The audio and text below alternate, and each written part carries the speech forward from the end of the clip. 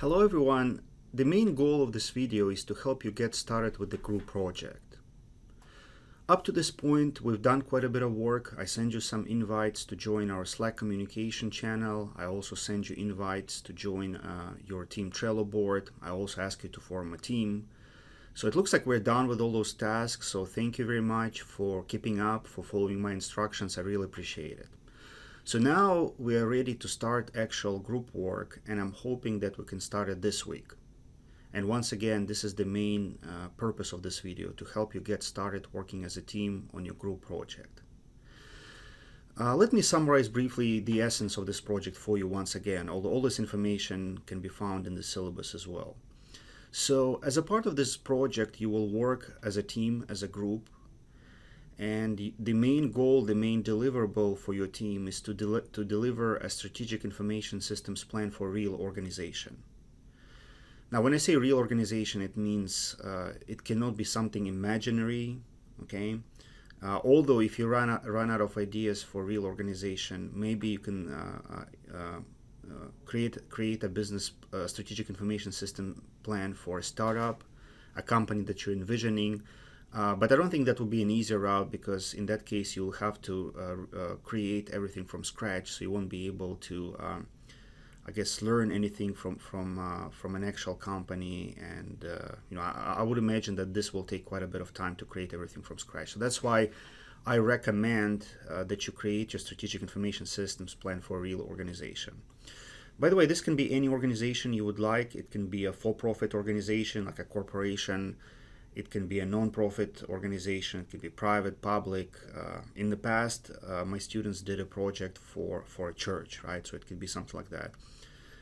Also in the past, some of my students did a project for their current employer, the company they currently work for.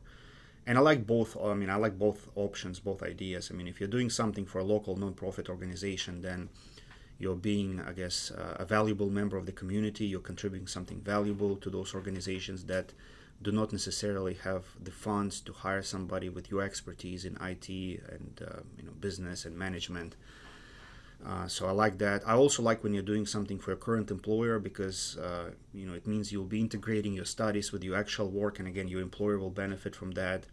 And I think all team members will benefit, because they will have a way, I guess an easy way to interact or collaborate with the real organization, something that can lead to better understanding of the concepts that we're covering in this course, and maybe some networking / job opportunities later on. So that's the essence of the project. Okay.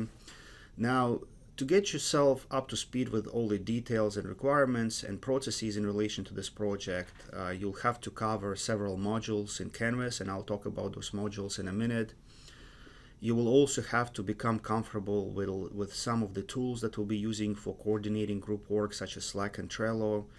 And none of those tools are rocket science. I think it's kind of intuitive how to use those tools. But nevertheless, both Slack and Trello, as you probably know, are widely used in software development, and they are also used for team communication and collaboration in general, especially if you're talking about agile teams, agile development. So we'll talk about those tools in a bit more detail later. Also, I would like to stress that it may sound like my advice is prescriptive, and some of the things that I'll be talking about, it is required. It's a part of the course requirement. So, for example, when I show you the group project description document, those are the parts that you're required to have in your final document, in your final submission. But when it comes to actual group work, it may sound like I'm giving you a prescriptive advice. However, it's more of a recommendation. You see, the most important goal of this project is to work together as a team to develop a high-quality strategic information systems plan. So if you think there's a better way of doing something, if you think there's a better way of getting organized as a team, then feel free to pursue those ideas. Okay. In fact, I view this group project as a quasi-experiment, some sort of research project where I'm giving students directions and tools such as Slack and Trello, and framework for getting organized such as Scrum, but then I want to see how people will actually organize themselves. So I'm actually hoping to learn something from you. I want to see how you get organized as a team, and maybe we'll develop best practices for coordinating teamwork under Scrum framework online or over the internet. I've done this a lot. I've done this a lot in my actual work. I'm talking about Scrum-based team coordination. I've done it a lot in my actual work as an administrator. I've been doing it for several years now for managing classroom projects. I've done it online once, but that was, in my opinion, that was not an online implementation of Scrum. It was more like, face-to-face coordination, because all of my students were required to attend meetings, either in person. So we had those in-person meetings twice a semester, and then weekly meetings. So I feel like this is not very much aligned with with the way people work or collaborate in virtual teams over the internet. So this is the first time where it will be a synchronous implementation of Scrum, where there will be like no weekly Scrums. It will be up to you what kind of pace, what kind of rhythm, what kind of timing to use for your group work. So once again, feel free to innovate as a team. In fact, I'm looking forward to learn from you and from your ideas on how to get organized under Scrum. But still, I would appreciate if you keep all the communications in Slack, so that I can get involved in your communications. I can see what you're doing, what you're discussing, what kind of ideas you have. Because if you do it like privately or over the phone, then I won't be able to participate and offer my advice, and also I won't be able to learn from your ideas, obviously. So this is a very rough overview of this project and what this video is about. So let's start taking care of some of the items related to this group project. The first thing I would like to note is that, or emphasize, is that this is a group project. You spend quite a bit of time forming teams. Again, I appreciate you for doing that, for being organized. So here we have our teams. So everybody has a team. We don't have any students without teams. So again, thank you for doing that. Also, I created those teams in Trello and also in Slack. In Slack, I created communication channels for each of the teams. And let's stick to those team names so that we don't have to change anything and we won't get anybody confused. So once again, thank you for forming teams. I think you did a great job with that. Now, to prepare for this project conceptually from a theoretical standpoint, I guess, you had to complete Chapter 12 module. And it looks like most of you have done that already. So this is the module I'm talking about. So you had to cover Chapter 12. You had to read like a short conference paper about strategic information systems planning process, what are the main steps, and also share your thoughts on usefulness of strategic information systems planning in organizations. Is it useful or not? What are the useful points? What are the useless aspects? What are the flaws in the logic used in strategic information systems planning and things like that. So that's what I wanted you to share with me and everybody else in class. Okay. After completing this module, you need to start working on the module devoted to the group project itself. Okay. So once again, just like any module, you can ask questions right here, that are specific to the strategic information systems plan project. This is the link to the intro video. Since you're watching this video right now, it means you already clicked on it. So this is what you need to do after watching this video. First of all, read the group project description file carefully, okay? So it outlines all the basic requirements and also talks about all the sections that you need to have in the strategic information systems plan that you submit at the end of the semester. Optionally, you can read this paper. It's a much longer version of this conference paper, although written by different authors. It talks about the theory behind strategic information systems planning process, what are the main steps, what are the processes, artifacts, roles. This is optional. You don't have to get into that kind of level of detail and theoretical thinking. This is just in case you're curious to learn more about strategic information systems planning process. So once you're done reading the group project description file, take this quiz to show me that you understand all the main requirements and sections of the strategic information systems plan document that you will submit at the end of the semester. And then at the end of the semester, you will submit the following items using these submission links. They're not due now, obviously, they're due at the end of the semester. First of all, you will submit your report through Canvas. And then one day after, you need to submit your peer evaluations. No need to worry about it right now. I mean, obviously, peer evaluations and group report are not due until the end of the semester. But I would like to know that both items are equally weighted. Both are 10% towards your final grade. So what I'm trying to say here is that it's important to create a very good, a quality strategic information systems plan. And it's also very important for you to be a valuable team member. At the end of the semester, I will ask each team member to evaluate each team member on his or her team. So we'll get this 360 feedback where everybody will vote. The vote will be anonymous. Nobody will see the feedback that you submit. I will aggregate those scores at the individual level and also at the team level. So you will only see the average score that team members assign to you. So you won't see their actual qualitative comments about your contribution, and you won't see individual grades that were assigned to you. Now, I reserve the right to adjust those scores if I believe there's something unreasonable going on. I'm asking everybody to be fair, objective, and reasonable when it comes to evaluating others. So for example, if I see that, let's say there's a team of 6 people, and let's say 4 of 6 people are giving a particular person a very high score, saying that this person did a great job, he or she contributed greatly to the group project, and all scores are like 8, 9, 10, and then one person gives a score of 1 and says, this is a terrible person, he or she did not do anything for the group project, everything went wrong with this person. So in that case, I reserve the right to remove those outliers if I feel there's something strange going on. And also in the reverse direction, if I have some evidence to believe that somebody has not done a great job contributing to the group project, but I see people kind of covering up for him or her and giving this person good grades, good evaluation scores, I may want to adjust some of that too, okay?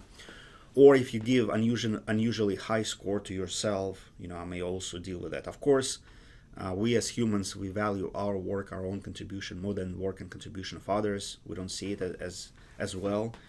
But still, try to be fair and objective not only to others, but also when it comes to evaluating yourself, okay? So this is what you will do at the end of the semester. Again, no need to worry about it for now. At the end of the semester, I'll enable this link. And this will be a Google form that you will fill in, and you will use this Google form for those evaluations.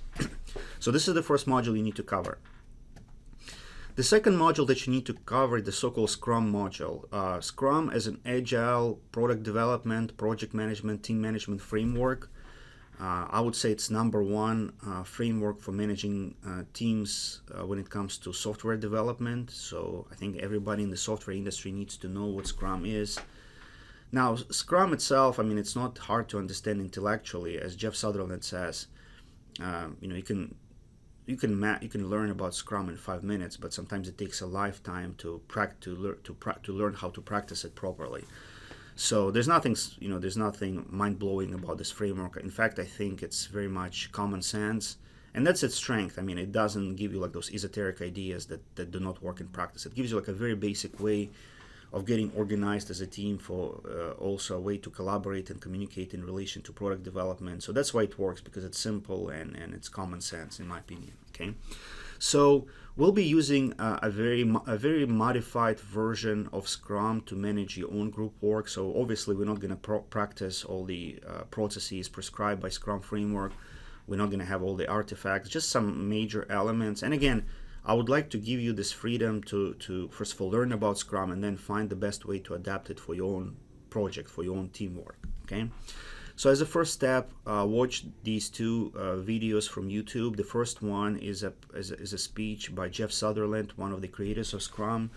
He talks about his experience, his work, his life events, his educational background, and how it all led to him realizing that there needs to be a better way of managing group projects in the software industry, in the IT industry. So all those ideas led to the creation of Scrum. And as you will learn as you go through those materials, Jeff Sutherland by far is probably the most well-known person in the Scrum community. And then to get started with Scrum, just watch this 10 or 8-minute video that quickly introduces you to the main values, artifacts, processes, and tools of Scrum. So that will be your starting point. Then read this 20-page Scrum Guide document that goes into a bit more detail. It provides like another reflection or more elaborate explanations on the main elements of Scrum. After that, please read my article. This is my Scrum. In this academic article, I'm outlining my adaptation of Scrum for educational projects. And again, we're not gonna use this adaptation in its entirety because this is this is a 100% online project. So some of those, a lot of those ideas are for face-to-face teams. So of course we're not gonna use all of them, but this is for you just to get an idea of how it has been implemented previously by me in my classes. After completing those materials, you should be able to take the Scrum Quiz. So show me that you understand Scrum, the main elements, and then please share your thoughts on Scrum. So what do you think? What are the strengths and weaknesses of Scrum? Why do you think it will work or will not work? So give me like some kind of critic. You don't have to follow this question precisely. Like you don't need to have like a write-up on strength and then weaknesses. Just give me a critical reflection, like what do you like or don't like about this framework? What seems to make sense and what doesn't make sense? Okay. So after that, you should have enough background knowledge to actually start working on the group project. Okay. Now this is how I recommend we get organized. Now the first tool that we're going to use for this project are the so-called Trello boards. If you go to YouTube, you will see that there are a number of tutorials on how to manage teams, how to visualize work using Trello. Trello is the so-called Kanban tool. As you probably know, Kanban is like a big movement in Japan. It started, I would say, back in the 1980s when all those prominent car manufacturing companies started thinking and working on improving their productivity and quality. So Kanban is like a big movement. It's like a term, and a lot of tools and ideas fall under that. Now, one of the ideas of Kanban is that in order for you to manage work, you need to visualize it. We humans, we cannot understand, we cannot manage things that we cannot see, right? So that's why a lot of students, they do well when they take a physics course devoted to mechanics, because in that course they talk about, apples falling, objects being thrown. So we can see, we can imagine apples, and we can imagine a cannonball coming out of a cannon, right? However, when they start talking about more abstract things in a physics course, such as electricity, this is where a lot of people start stumbling, and that included me, right? Because electricity is something that is abstract. You cannot see it, you cannot touch it, you cannot smell it, you can only feel it, right? If you get electrocuted, God forbid. So we don't understand things, we don't manage things that we don't see. So this is a way for you to see your work, to visualize what needs to be done, okay? So I created a board for every team. I'm not sure whether I can assign somebody to be an admin to change settings, like to change background. One thing about those web tools, they keep changing their rules and policies all the time. In the past, it was possible for me to assign an admin. Now it looks like they disabled this feature for a free account. So they want you to buy a business subscription in order for you to be able to use those advanced features.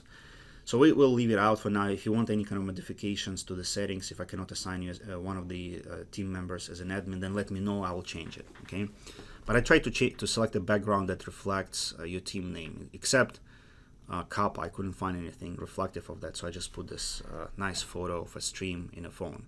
But for other teams like Omega and Sigma, we have something that actually has some kind of allusion to the team name. Yeah, I will use Team Kappa board. All boards, they look pretty much the same, right? The layout looks the same. So once again, Trello is a big tool used in Kanban, used in Scrum, in Agile management. You can also use it as a personal productivity tool. A lot of people, they want to be successful, but they never understand what it takes to be successful, what are the specific steps or projects need to be completed. So Kanban can help you visualize your life. I'm not going to digress into that, but I have my own personal Trello boards, and I have a board devoted to my research. I have a board devoted to my business ideas. I have a board devoted to my work. I also have a personal board devoted to my family obligations, house improvement projects and things like that. So those boards help me visualize all of my ideas, all of the things that need to be done. And it's also a part of that getting things done GTD principle that is described in a very, very famous productivity book. The book is called Getting Things Done. So basically, the book argues that if you clutter your brain with to-do items. First of all, you will clutter your memory, you'll clutter your brain, but then you will also keep your mental wheels spinning, thinking about, oh, I need to do this, I need to do that, and you will never know where to start. So once you put your items on a Trello board, you know what needs to be done and you get it out of your head. And then you can look at all of those items that you are thinking or dreaming about accomplishing, and you need to come to terms with the following thought that you have too many things to do, you cannot do everything, so you need to select what's important for you, right? So that's the psychological trick behind Trello. It lets you unload your brain, also soothe your worries about all the things that need to be done, and start working on things one step at a time, one item at a time.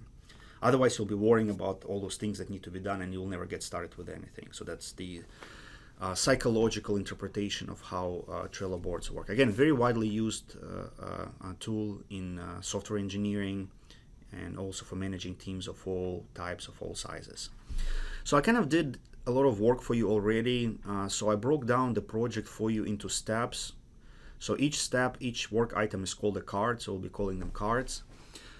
So as you can see, it goes from finding an organization for your group project, that's the first item that you will work on, and it ends with submitting your report and peer evaluations, okay? So let me tell you more about those cards. Every card, every card is first of all created in the backlog right here. So by to-do list we mean our backlog. That's the Scrum terminology. You will learn more about Scrum terminology when you cover the Scrum module. So everything is added here. Also, everything is sorted in the order in which those cards need to be done. At any point as a team, you are free to add additional cards, rearrange them, whatever makes more sense to you. Again, I leave it up to you to find the best way to get organized.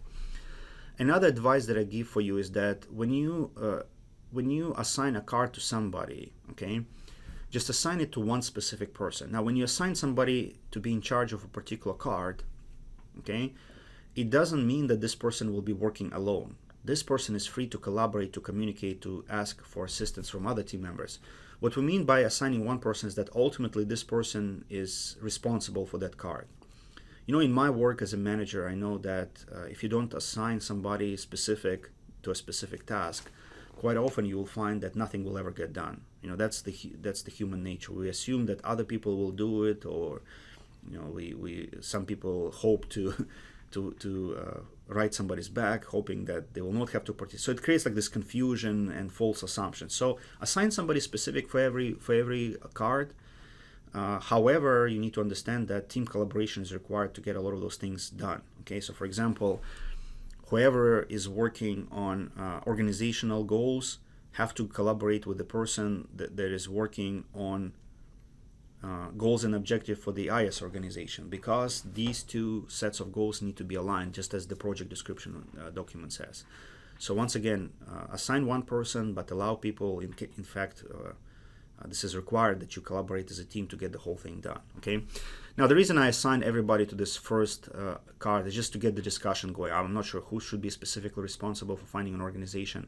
I assign everybody so that you get a message from Trello and select that this card has been assigned to you, okay?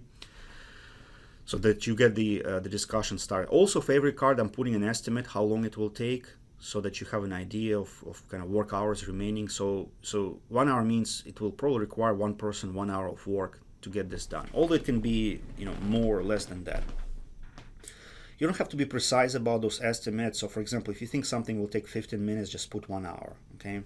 Overall, it's human nature to underestimate the amount of time it takes to complete intellectual tasks. So if you think about 15 minutes, most likely, for me personally, I multiplied by a factor of 3. So if I think something will take me 15 minutes, it's more like 45 minutes. So yeah, don't be precise and try to overestimate or multiply whatever estimates that you have by a certain factor to get more realistic estimates. So if you think something will take, 2 hours, maybe it's 4. So provide those estimates so that you have a rough idea of how many man hours is required. So yeah, everybody has to start with this task. By the way, your Trello boards are integrated with your Slack communication channel. So whenever something happens to a card, when somebody gets assigned or a card gets moved from the to-do list, which is your backlog, into the doing tab, which means now you're currently working on those on this specific card, you should see a reflection of that in your team channel. I'll show you 1 second. Right here. So you see there are some messages coming from Trello saying that, you know, one card has been moved, and I've been moving it like back and forth and then assigning team members. So whatever you do in Trello will be reflected in your Slack channel. But I'm hoping that Slack channel will be a much better way for you to communicate in relation to your teamwork. Okay. Now, of course, the starting point for you is to find an organization for which you will compile your strategic information systems plan. Okay. So once you discuss that, you should start assigning work. So under real Scrum framework implementation, like a face-to-face Scrum implementation, people commit to work for one sprint, and each sprint typically has a duration between 2 and 4 weeks in software development. So here we're not going to have that because it's an asynchronous online course. So we're not going to have like a weekly targets, although you're free. I mean, you're free to modify the procedure to create those weekly targets. What I want to see at the minimum is that as a team, you discuss what you'll be working on next. So which items, which cards you'll be working on next. Who is responsible for those items? Okay, who is responsible for those items? And once you decide on that, put everything into this doing tab. So putting a card into the doing tab means right now you're working on that. Once you're done with this card, put it here into the done. By the way, let's have the following agreement. By the way, those cards have many features. One of those features, if you click on that, is that you can have comments. I suggest that those comments should be like about submissions, about files that you attach. Okay. So what can be done, what we can agree with you, and again, this could be modified. This rule, this agreement can be modified. Once you complete a particular part, and by the way, here you have a sample mission. It comes from another student project that was done in previous years. And I'm not saying those examples are perfect. I'm just giving you something to look at, you know, something to use as a reference. So once you complete your work, once you put your card into the done tab, that's how I know that you are done with it. Okay, and then I'll look at this card and I'll open your file. So attach your file that contains that portion of the strategic information systems plan, such as mission, and I'll read it and I'll provide you with my feedback, what I think about it, what needs to be improved. So I'll be working with you like as a product owner under the Scrum frame. I'll be kind of consulting you throughout the project on your deliverables and on the entire strategic information systems plan. Okay, but if you want to talk to me about something, then please use this communication channel right here. Okay. So if it's something related to your team project, then post your question in this channel devoted to your team. So here we have Team Kappa. If it's like a very general question about the group project, you can post it here. So in that case, everybody will benefit from our exchange. Okay. And if you want to deviate, if you want to talk about off-topic items, let's say you want to invite somebody to your student organization event, then use this random channel if you don't mind. Okay. So this is the rough idea. So I showed you our Slack channel. It looks like everybody has joined Slack. Everybody has joined our Trello boards. If not, please let me know as soon as possible because you need to get started. Once again, to get started, you need to find an organization for which you will create your strategic information systems plan. Before that, you need to complete all those modules on the group project description and also Scrum to understand like where we're coming from here. Okay. Then you should start discussing your organization. After you find an organization, you need to start assigning cards to individual people. For example, somebody will be assigned, sorry, let me put it back. Somebody will be assigned a title page, right? It has to be done at some point. You know, quickly can be done in probably less than 1 hour, okay? Somebody has to do an executive summary. Maybe it has to be done at the end. Once you're done with the project, you'll create a good executive summary. So feel free to sort those cards. Feel free to add, remove cards. As you can see, every card has an agenda here, okay? Explore some of the functions of those cards and Trello features in general. For example, you can have due dates. You can add attachments. Again, if you add your write-up and you put your card into the Done tab, it means, you know, this will be a message for me that I need to look over it. So I'll provide you feedback. You can assign members who is responsible. Hopefully it will work. I'm just afraid that if you're not an admin, you won't be able to assign people in charge. But let me know. Let me know if it's not working. We'll try to figure something out. Maybe you will just ask me in Trello to do this, so I'll assign people to those cards myself.